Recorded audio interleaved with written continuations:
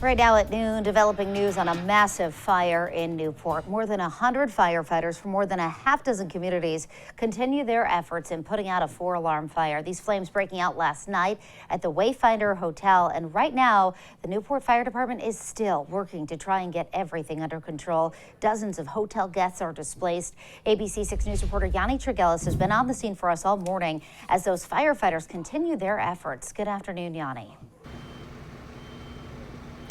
Yeah, good afternoon, Doreen. As you can see, 16 hours later, crews still on scene here at the Wayfinder Hotel here in Newport. And you can see some of the extensive damage to the exterior of the building all around. Now, we're told that none of the guests inside of the hotel were injured in the flames, but there were 3 firefighters that suffered some injuries. And now crews, they are going to be working all throughout the day today to try to control some of the hot spots.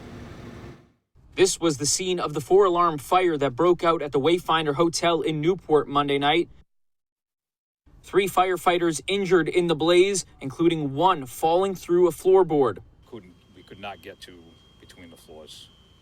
Like I said, once the floor collapses happened, all members were pulled from the building for safety.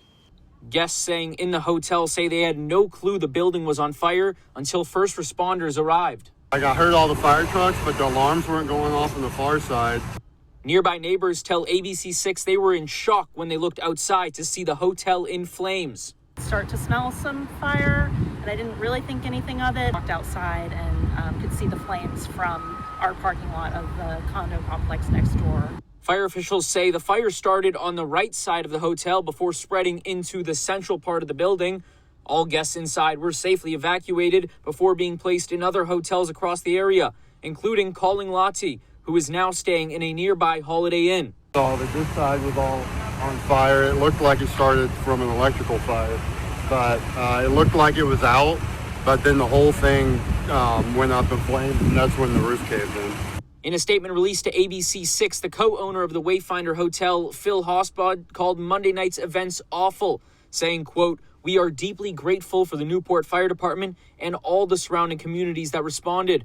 With the support of all the first responders and our local community members, we can confirm that all employees and guests were safely evacuated."